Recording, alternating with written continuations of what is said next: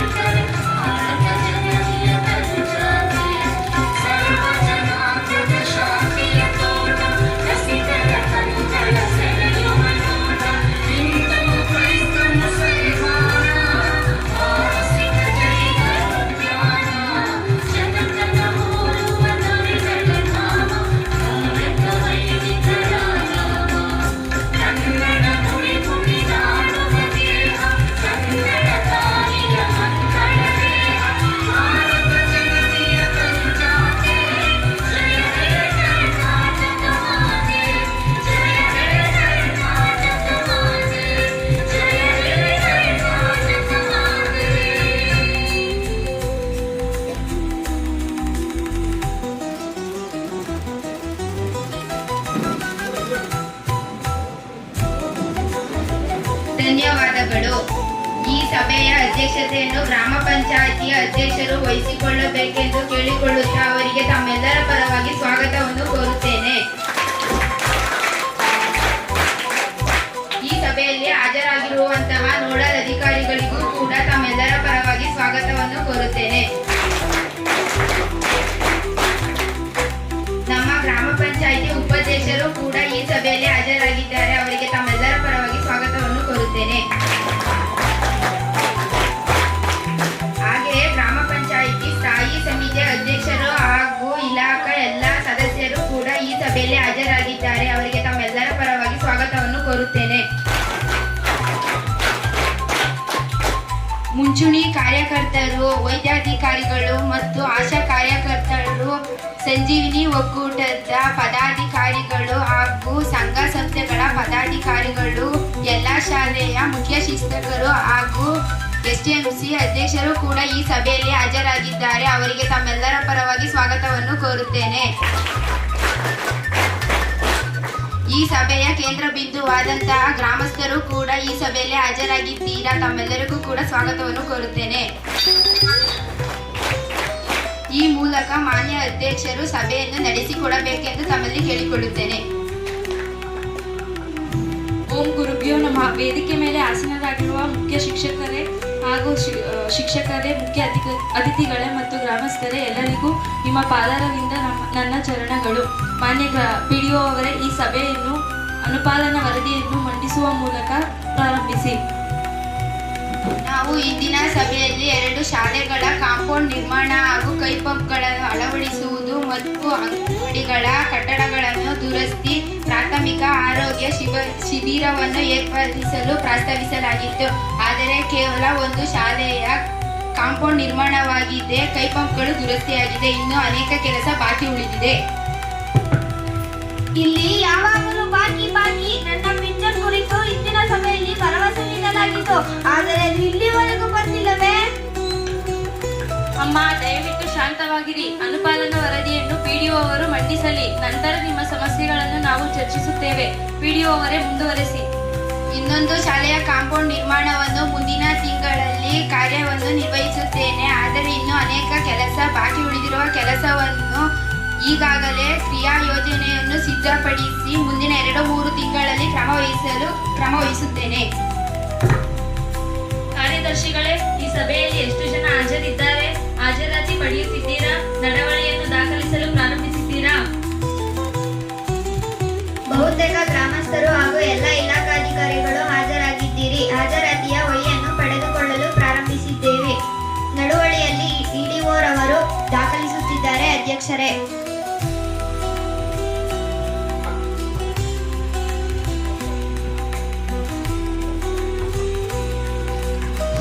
ಅಧ್ಯಕ್ಷರೇ, ಸರಿಯಾದ ಸಮಯಕ್ಕೆ ಗ್ರಂಥಾಲಯ ತೆಗೆದಿಲ್ಲ. ವಿದ್ಯಾರ್ಥಿಗಳಿಗೆ ಅಧ್ಯಯನ ಮಾಡಲು ಸ್ಥಳ ಬೇಕು. ಗ್ರಂಥಾಲಯದ ಬಳಿ ಸೌರ ದೀಪಗಳು ಸಹ ಇಲ್ಲ. ಹೌದು ಮೇಡಮ್, ನಮ್ಮ ಶಾಲೆಯ ತರಗತಿ ಕೊಠಡಿಗಳ ದುರಸ್ತಿ ಕೂಡ ಅಗತ್ಯವಿದೆ.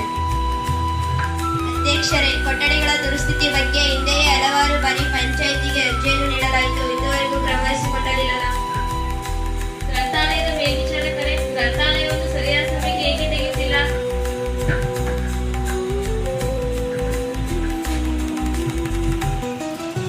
ಇಲ್ಲ ಅಧ್ಯಕ್ಷರೇ, ಗ್ರಂಥಾಲಯದ ಪ್ರಕಾರ ತೆಗೆಯುತ್ತಿದ್ದೇವೆ. ಆದರೆ ಮಳೆ ಸಂದರ್ಭದಲ್ಲಿ ಸ್ವಲ್ಪ ವ್ಯತ್ಯಾಸ ಆಗಬಹುದು ಅಷ್ಟೇ.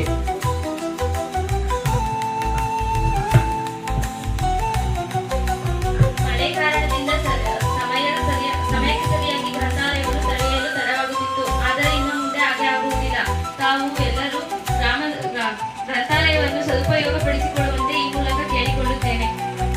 ಸ್ವಾಮಿ ಅಧ್ಯಕ್ಷರೇ, ಈಗಾಗಲೇ ಗ್ರಾಮದ ಸರಣಿಗಳು ಮುಚ್ಚಿ ಹೋಗಿವೆ. ಕಸದ ರಾಶಿಗಳು ರಸ್ತೆಯಲ್ಲಿ ಗುಡ್ಡೆ ಆಗಿದೆ. ಬಹುತೇಕ ಗ್ರಾಮದ ಚರಂಡಿಗಳಲ್ಲಿ ಈಗಾಗಲೇ ಕಸವನ್ನು ತೆಗೆದು ಸ್ವಚ್ಛಗೊಳಿಸಲಾಗಿದೆ. ನಿಮ್ಮ ಭಾಗದ ಚರಂಡಿಯನ್ನು ಸ್ವಚ್ಛಗೊಳಿಸಲು ಮುಂದಿನ 2-3 ದಿನಗಳಲ್ಲಿ ಕ್ರಮ ವಹಿಸುತ್ತೇನೆ. ಹೌದು ಅಧ್ಯಕ್ಷರೇ, ನಮ್ಮ ಭಾಗದ ಚರಂಡಿಗಳನ್ನು ಸ್ವಚ್ಛಗೊಳಿಸಲಾಗಿದೆ. ಅಧ್ಯಕ್ಷರಿಗೂ ಹಾಗೂ ಪಂಚಾಯಿತಿಗೆ ಧನ್ಯವಾದಗಳು. ಅಧ್ಯಕ್ಷರೇ, ರಕ್ತಹೀನತೆ ಮಕ್ಕಳ ಶಿಬಿರವನ್ನು ಆಯೋಜಿಸಬೇಕು. ಅನೇಕ ಹೆಣ್ಣು ಮಕ್ಕಳು ರಕ್ತಹೀನತೆಯಿಂದ ಬಳಲುತ್ತಿದ್ದಾರೆ.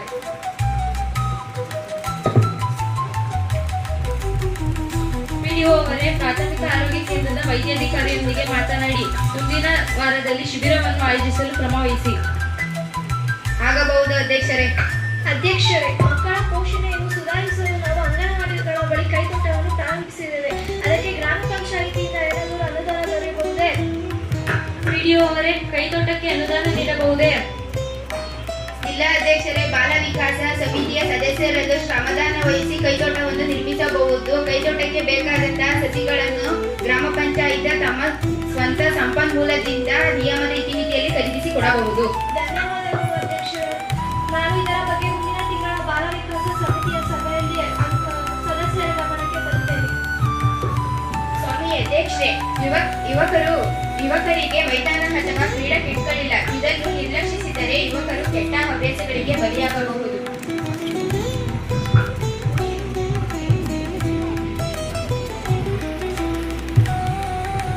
ಹೌದು, ನಮಗೆ ಗ್ರಂಥಾಲಯದಲ್ಲಿ ಕ್ರೀಡಾ ಕಿಟ್ಗಳು ಮತ್ತು ಇಂಟರ್ನೆಟ್ ಬೇಕು.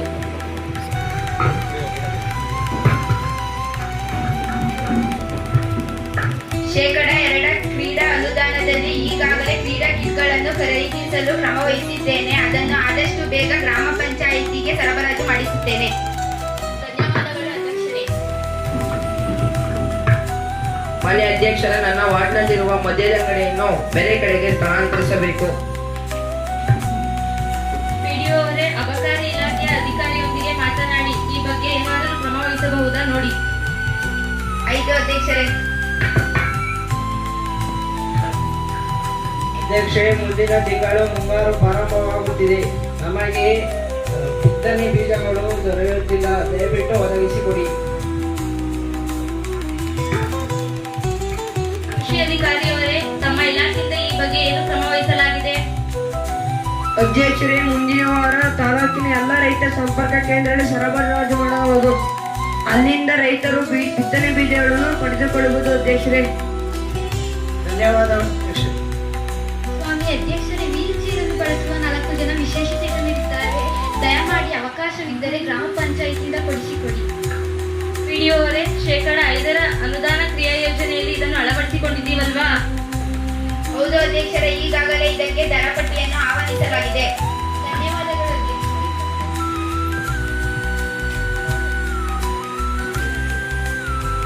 ಅಧ್ಯಕ್ಷರೇ, ಮಹಿಳಾ ಸ್ವಸಹಾಯ ಗುಂಪುಗಳ ಕೌಶಲ್ಯ ಮತ್ತು ಉತ್ಪನ್ನ ಮಾರುಕಟ್ಟೆಗೆ ಬೆಂಬಲಿಸಬೇಕು. ನಾವು ಕೂಡ ಆರ್ಥಿಕತೆಗೆ ಬೆಂಬಲಿಸುತ್ತೇವೆ. ವಿವಿಧ ಯೋಜನೆಗಳ ಅನುದಾನವನ್ನು ಒಗ್ಗೂಡಿಸಿ ಸಂತೆ ಹಳ್ಳಿಗಳ ನಿರ್ಮಾಣವನ್ನು ಅವಕಾಶವಿದ್ದು ತಮ್ಮ ಒಕ್ಕೂಟದಿಂದ ಗ್ರಾಮ ಪಂಚಾಯಿತಿಗೆ ಅರ್ಜಿ ಸಲ್ಲಿಸಿದ್ದು ಮುಂದಿನ ಸಾಲಿನ ಕ್ರಿಯಾ ಯೋಜನೆಯಲ್ಲಿ ಅದನ್ನು ಅಳವಡಿಸಿಕೊಳ್ಳಲಾಗುತ್ತದೆ. ಧನ್ಯವಾದಗಳು ಅಧ್ಯಕ್ಷರೇ.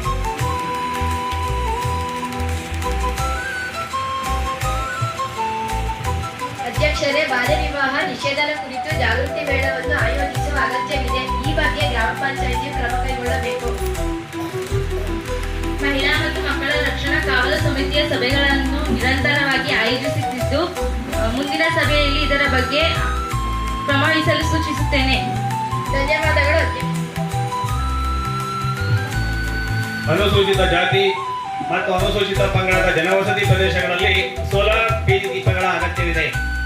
ಪಿಡಿಒ ಅವರೇ, ಶೇಕಡ 25 ಕ್ರಿಯಾ ಯೋಜನೆಯಲ್ಲಿ ಇದನ್ನು ಅಳವಡಿಸಿಕೊಳ್ಳಿ ಮತ್ತು ತುರ್ತಾಗಿ ಸೋಲಾರ್ ಬೀದಿ ದೀಪಗಳನ್ನು ಅಳವಡಿಸಲು ಕ್ರಮ ವಹಿಸಿ. ಅಧ್ಯಕ್ಷರೇ, ನಮ್ಮ ಗ್ರಾಮದ ಶಾಲೆಗಳಲ್ಲಿ ಬಹುಮಂದಿ ಪ್ರತಿಭಾವಂತ ವಿದ್ಯಾರ್ಥಿಗಳಿದ್ದಾರೆ. ಅವರನ್ನು ಉತ್ತೇಜಿಸಲು ನಿಮ್ಮ ಕಡೆಯಿಂದ ವಿದ್ಯಾರ್ಥಿ ವೇತನ ಏನಾದರೂ ನೀಡಬಹುದೇ? ಪಿಡಿಒ ಅವರೇ, ಇದಕ್ಕೇನಾದರೂ ಅವಕಾಶವಿದೆಯೇ?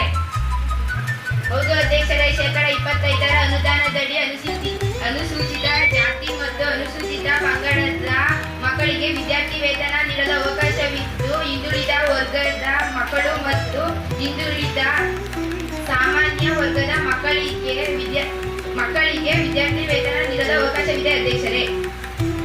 ಹಾಗಿದ್ದರೆ ಮುಂದಿನ ವರ್ಷ ಶೇಕಡ 25 ಅನುದಾನ ಕ್ರಿಯಾ ಯೋಜನೆಯಲ್ಲಿ ಮತ್ತು ಮಕ್ಕಳ ಆಯವ್ಯಯದಲ್ಲಿ ಇದನ್ನು ಅಳವಡಿಸಿಕೊಳ್ಳಿ ಹಾಗೂ ಈ ಬಗ್ಗೆ ವಿದ್ಯಾರ್ಥಿಗಳು ಅರ್ಜಿ ಸಲ್ಲಿಸಲು ಇನ್ನೆರಡು ವಾರದಲ್ಲಿ ಪ್ರಕಟಣೆ ಹೊರಡಿಸಿ.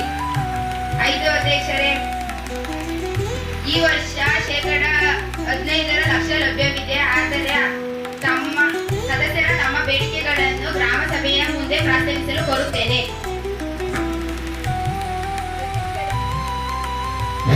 ಅಧ್ಯಕ್ಷರೇ, ನಮ್ಮ ವಾರ್ಡ್ನಲ್ಲಿ ರಸ್ತೆಗಳು ತೀರಾ ಹದಗೆಟ್ಟಿದ್ದು ಅವುಗಳನ್ನು ಮರುಡಾಂಬರೀಕರಣಕ್ಕಾಗಿ ರೂಪಾಯಿ 5 ಲಕ್ಷಗಳನ್ನು ಕಾಯ್ದಿರಿಸಿ. ನಿರ್ಜನ ಪ್ರದೇಶದಲ್ಲಿ ಹೆಣ್ಣು ಮಕ್ಕಳು ಒಂಟಿಯಾಗಿ ಓಡಾಡುವುದಕ್ಕೆ ತುಂಬಾ ತೊಂದರೆಯಾಗುತ್ತದೆ. ಆದ್ದರಿಂದಾಗಿ ಸಿಸಿಟಿವಿ ಅಥವಾ ಇನ್ನೂ ಹೆಚ್ಚಿನ ಬೀದಿ ದೀಪಗಳನ್ನು ಅಳವಡಿಸಲು ಅನುದಾನ ಮೀಸಲಿಡಿ. ನಮ್ಮ ಭಾಗದಲ್ಲಿರುವ ಕುಡಿಯುವ ನೀರಿನ ಬೋರ್ವೆಲ್ ನೀರಿನ ಪ್ರಮಾಣ ಕಡಿಮೆಯಾಗಿದೆ. ಹಾಗಾಗಿ ಹೊಸ ಬೋರ್ವೆಲ್ ಕೊಡಿಸಿಕೊಡಿ. ಅಧ್ಯಕ್ಷರೇ, ಶಾಲೆಯ ಕೊಠಡಿಗಳ ದುರಸ್ತಿಗೆ ಅನುದಾನ ಮೀಸಲಿಡಲು ಮರೆಯದಿರಿ. ಇಲ್ಲ, ಮರೆಯೋದಿಲ್ಲ. ಪಿಡಿಒ ಅವರೇ, ಕೊಠಡಿ ದುರಸ್ತಿಗೆ 5 ಲಕ್ಷವನ್ನು ಮೀಸಲಿಡಿ. ಅಧ್ಯಕ್ಷರೇ, ಇದಕ್ಕೆ ಮೀಸಲಿಟ್ಟಲ್ಲಿ ಕ್ರಿಯಾ ಯೋಜನೆಯ ಸುಮಾರು 20 ಲಕ್ಷದಷ್ಟಾಗಿದ್ದು ಕೇವಲ 15 ಲಕ್ಷದಷ್ಟು ಮಾತ್ರ ಅನುದಾನದಲ್ಲಿ ಲಭ್ಯವಿದೆ. ಹೌದಾ ಪಿಡಿಒ ಅವರೇ? ಲಭ್ಯ ಅನುದಾನಕ್ಕಿಂತ ಹೆಚ್ಚಿನ ಬೇಡಿಕೆ ಬಂದಿದೆಯಾ? ಹಾಗಿದ್ದರೆ ಇದಕ್ಕೆ ಪರಿಹಾರವೇನು? ಅಧ್ಯಕ್ಷರೇ, ನಮ್ಮ ಗ್ರಾಮದ ಆಯುಷ್ಮಾನ್ ಆರೋಗ್ಯ ಕೇಂದ್ರಕ್ಕೆ ಹೊರರೋಗಿಗಳ ಚಿಕಿತ್ಸೆಗಾಗಿ ಹೆಚ್ಚುವರಿ ಕೊಠಡಿಗಳ ಅಗತ್ಯವಿದ್ದು ಅನುದಾನವನ್ನು ಮೀಸಲಿಡಲು ಕೋರುತ್ತೇವೆ. ಪಿಡಿಒ ಅವರೇ, ಇದಕ್ಕೆ 6 ಲಕ್ಷವನ್ನು ಮೀಸಲಿಡಿ. ಸ್ವಂತ ಆದಾಯ ಮೂಲ ತುಂಬಾ ಕಡಿಮೆ ಇದೆ. ಸುಧಾರಿಸಿದರೆ ಪಂಚಾಯತ್ ಬಲಗೊಳ್ಳುತ್ತದೆ. ತೆರಿಗೆ ಪರಿಷ್ಕರಣೆಯಾಗಿ ತುಂಬಾ ವರ್ಷಗಳಾಗಿದೆ. ಹಾಗಾಗಿ ಹೊಸ ತೆರಿಗೆ ನಿಯಮದ ಪ್ರಕಾರ ತೆರಿಗೆ ಪರಿಷ್ಕರಣೆ ಮಾಡಿ ವಸೂಲು ಹೆಚ್ಚಾದರೆ ಅನುದಾನ ಹೆಚ್ಚಾಗಿ ಗ್ರಾಮದ ಎಲ್ಲ ಬೇಡಿಕೆಗಳನ್ನು ಹಂತ ಹಂತವಾಗಿ ಕ್ರಮಗೊಳಿಸಬಹುದು. ಪ್ರೀತಿಯ ಗ್ರಾಮಸ್ಥರೇ, ಪಿಡಿಒ ಅವರವರು ತಿಳಿಸಿರುವಂತೆ ತೆರಿಗೆ ಪರಿಷ್ಕರಣೆಗೆ ತಾವೆಲ್ಲರೂ ಸಹಕರಿಸಿ ಪಂಚಾಯಿತಿಯ ಸ್ವಂತ ನಿಧಿಯನ್ನು ಬಲಗೊಳಿಸಲು ಕೈಜೋಡಿಸಿ. ಎಲ್ಲ ಗ್ರಾಮಸ್ಥರಿಗೂ ಧನ್ಯವಾದಗಳು. ಪಿಡಿಒ ಅವರೇ, 15 ಲಕ್ಷಕ್ಕೆ ಕ್ರಿಯಾ ಯೋಜನೆಯನ್ನು ಸೀಮಿತಗೊಳಿಸಿ ಅಂತಿಮಗೊಳಿಸಿ. ರೂಪಾಯಿ 15 ಲಕ್ಷಗಳ ಕ್ರಿಯಾ ಯೋಜನೆಗಳು ಕೆಳಗಿನಂತಿವೆ. ವಾರ್ಡ್ 5ರ ರಸ್ತೆ ಮರು ಡಾಂಬರಿಗೆ 3 ಲಕ್ಷ, ಮಹಿಳೆಯರ ಸುರಕ್ಷಿತ ಸಿಸಿಟಿವಿ ಅಳವಡಿಸಲು 2 ಲಕ್ಷ, ಶಾಲಾ ಕೊಠಡಿಗೆ ದುರಸ್ತಿ ಮಾಡಲು ₹5 ಲಕ್ಷ.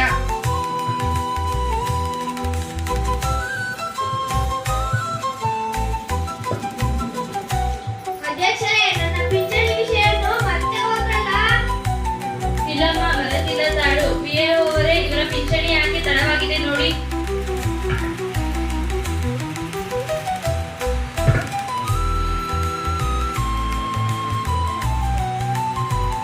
ಅಧ್ಯಕ್ಷರನ್ನು ಕೇಳಿ ಹೇಳುತ್ತೇವೆ. ಅಮ್ಮ, ನಿಮ್ಮ ದಾಖಲೆ ಸಮೇತ ನಮ್ಮ ಕಚೇರಿಗೆ ಬನ್ನಿ.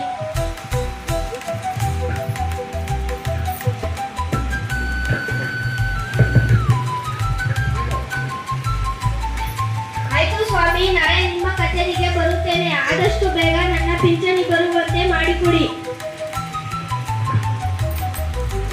ಇನ್ಯಾರಿಗಾದರೂ ಏನಾದರೂ ಹೇಳುವುದಿದೆಯಾ? ಕಾರ್ಯದರ್ಶಿಗಳೇ, ಆಗಿದ್ದರೆ ಸಭೆಯನ್ನು ಮುಕ್ತಾಯಗೊಳಿಸಿ. ಆಯ್ತು ಅಧ್ಯಕ್ಷರೇ. ಸಭೆಯ ಅಧ್ಯಕ್ಷತೆಯನ್ನು ವಹಿಸಿಕೊಂಡಂತಹ ಮಾನ್ಯ ಅಧ್ಯಕ್ಷರಿಗೆ ತಮ್ಮೆಲ್ಲರ ಪರವಾಗಿ ಧನ್ಯವಾದಗಳನ್ನು ತಿಳಿಸುತ್ತಿದ್ದೇನೆ.